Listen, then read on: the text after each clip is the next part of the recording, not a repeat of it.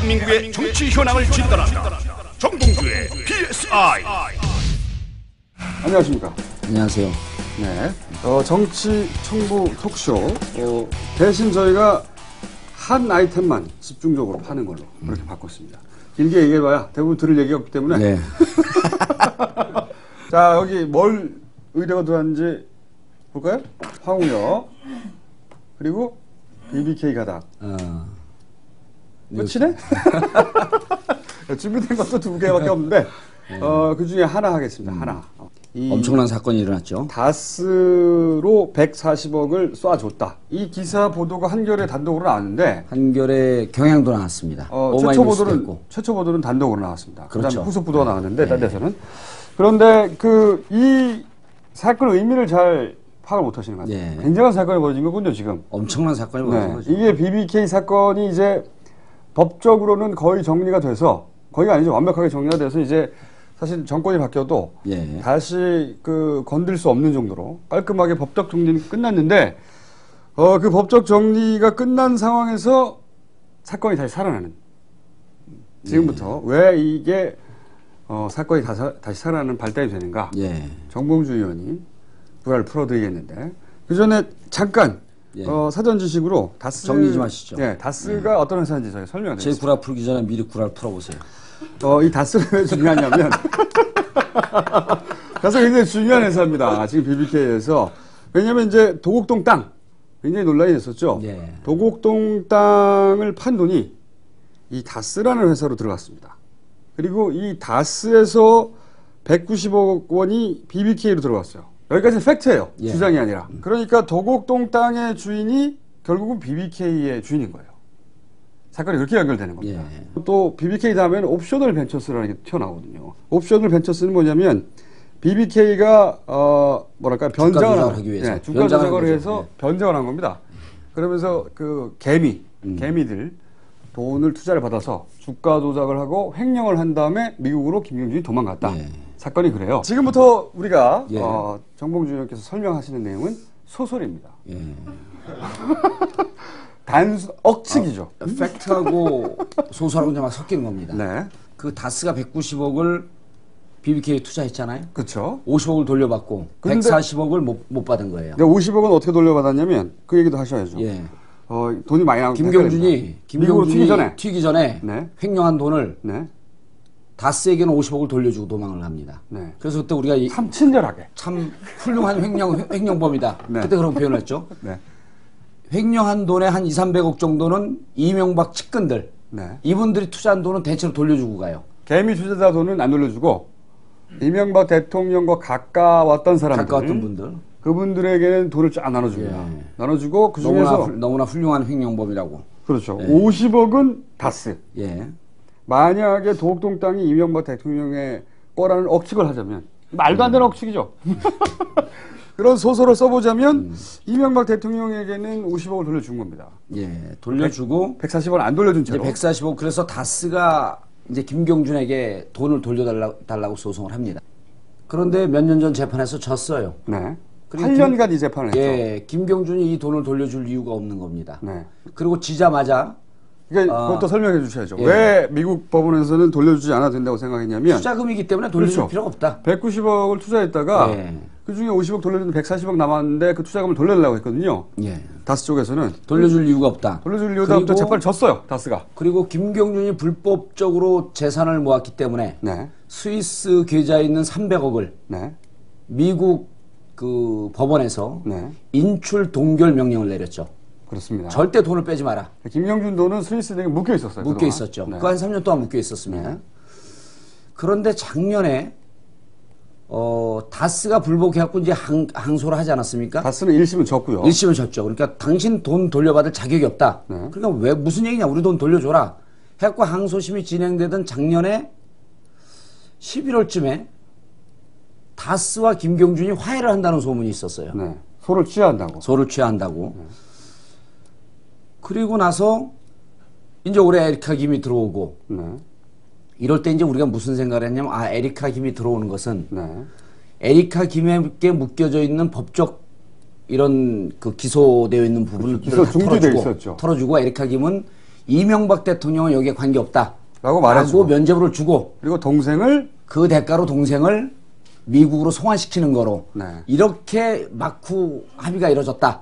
이렇게 됐을 거라고 저희가 정리를 했었어요. 했었는데 우리가 몰랐던 사실이 밝혀진 겁니다. 여기. 했었는데 2, 3일 전에 2, 3일 전에 밝혀진 거죠. 네. 이거 팩트입니다. 2월 1일 날 김경준이 다스에 돌려주지 않아도 될 돈 140억을 돌려준 겁니다. 그러니까 네. 이제 미국 그 판사가 화가 나갖고 네. 양쪽의 변호사들 다 불렀어요. 네. 도대체 이게 어떻게 된 거냐?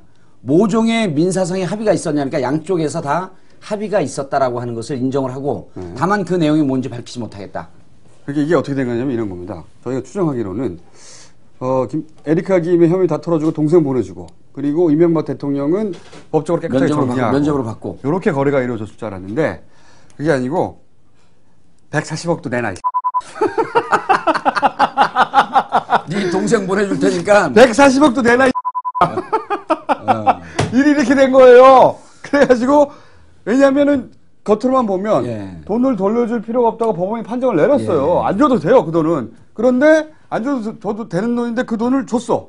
준 거죠. 네. 줄 필요가 없는데. 그러니까 이 거래가 이렇게 된 거죠. 이 140억이 같은 거지. 그렇죠. 근데다 이제 스위스에 있었던 300억은 네.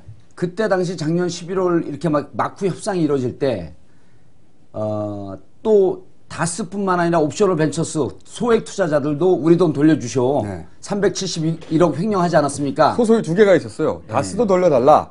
그리고 소액 투자자들도 돌려줘라. 그러니까 옵셔널 벤처스에 투자했던 소액 투자자들도 우리 돈 돌려달라. 예. 이쪽은 투자금을 돌려달라는 거였고, 그렇죠. 이쪽은 자기들의 회사 돈 횡령한 건 내놓으라는 거죠. 근데 이거는 다스는 졌는데 옵셔널 벤처스는 이겼어요. 올해 1월 28일 날 이겼습니다. 그러니까 300억이 있는데 그 300억을 이제 옵셔널 벤처스로 돌려줘야 될 상황이 된 거예요. 급해진 거지. 그러면 140억을 돌려받지 못하잖아요. 그렇죠. 예, 그러니까 이제 1월 28일 날 확정 판결이 나고 확정 판결이 난 다음에 명령문을 쓸 때까지 한 10일 정도 걸려요. 그러니까 28일 날 확정 판결이 나니까 300억도 김경준 돈이 아니게 된 거죠. 그렇죠. 네. 옵셔널 벤처스에 돌려줘야 되니까. 그러니까 28일 날 확정 판결이 나고 이틀 뒤에 2월 1일 날 어차피 내 돈 아니니까 다스에 돌려주자. 140억을 돌려주고. 그리고 그 와중에 다스의 주인은 이명박 절대 아니죠. 그런 말도 안 되는 그렇죠. 주장을 하는 사람들이 있어요. 다스의 주인은 어차피 네 돈 못 찾으니까 우리한테 내놔라. 각하 일리가 없죠. 각하가 이런 꼼수를 쓸 리가 없어요. 네. 그래서 여기서 이제 중요한 겁니다. 이명박 대통령께서 훌륭하신 분인데 꼼수 안 쓰죠. 그냥 악수는 누자 가끔씩. 그런데 2월 28일 날 확정 판결이 나고 2월 1일 날 송금을 하고 네. 2월 7일 날 명령서가 나온 거예요. 그렇죠. 그 열흘 사이를 노린 거예요. 그 열흘 사이에 틈을 짚고 들어가고 그 돈을 다스에 돌려준 거죠. 그래서 제가 항상 주장하습니다. 불법은 성실하다. 성실하다. 그런데 이제 이 문제에 무척 중요한 사건이 된 거예요. 네. 왜 이제까지는 8년 동안은 민사 사건을 끌고 있다가 이 돈이 송금되는 순간에 미 법원이 돈 가져가지 말라고 명령을 내린 거거든요. 그렇죠. 인출 금지 명령을 내린 건데 이걸 위반해서 다스와 김경준 측이 짜고 미국 국고 140억을 절도한 거예요.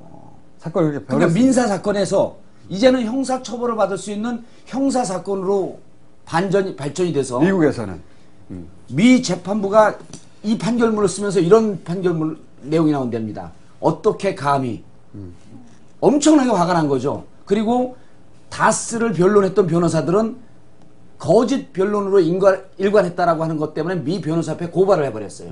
그 사람도 변호사 못합니다. 이제 확정되면. 그래서 이제 도대체 다스와 네. 김경준 사이에 어떤 이면 거래가 있었느냐 이걸 우리가 아니라 미 재판부가 밝혀냅니다. 미국 검찰이 밝히기 시작했어요. 거지. 네. 그래서 이제 우리 입장에서는 그래도 이명박 대통령 각각께서 고마운 게 BBK 다 끝났습니다. 다 종결됐어요. 네, 법적으로는. 이제 김경준만 보내면 법적으로 다 끝나는 건데 김경준 보내려고 2009년도에 법까지 다 개정을 했는데 그래서 싹 끝나서 이제 국민들 기억 속에서 BBK는 잊혀지고 동시에 정봉주도 잊혀져 가는데 정봉주 잊혀지는 게 너무 가슴이 아팠던 거야. BBK 민사 우리 쪽팔린다. 민사로 하지 말고 우리를 형사로 처벌해줘라. 그 형사로 바꿔놓은 거예요. 그 미국 140억이 국고 140억을 절도한 겁니다, 이게. 그 140억이 너무 아까운 거예요. 140억이 누가 아까웠죠? 이게 이제 이명박 대통령 각하는 없잖아요. 관계 없잖아요. 각하는 아니고 이 다스의 주인이자 도곡동 땅의 주인. 거기 써도 혼자밖에 못 봐요. 도곡동 땅의 주인이 아까웠던 거죠. 1월 달에 그 천암의 돈 5%가 넘어갔는데 그게 100억이에요. 그리고 다스에 또 140억을 쐈거든요. 그러니까 1월, 2월 사이에 240억을 번 거야. 대박이 터진 거예요. 다스는 1년 순이익이 30억밖에 안 돼. 근데 대박이 터진과 동시에 이제 나는 민사는 쪽팔려서 못하겠다. 우리를 형사로 처벌해줘라. 이거는 엄격한 범죄 행위라고 미 재판부에서 이미 밝혔어요. 그리고 이 조사, 검찰이 조사해서 언제 발표하게 되냐면 7월 8일 날까지 발표합니다. 7월 4일이 한나라당 전당대회예요. 친이익의 대표 뽑아놓고 좋아하다가 4일 지난 다음에 뭐 된다고요? 그러죠. 후의 흐름이 네. 양쪽에 아까 우리 김총수께서 지적했는데 양쪽의 이면 합의 내용이 뭐냐라고 하는 것을 미 법원이 밝혀냅니다.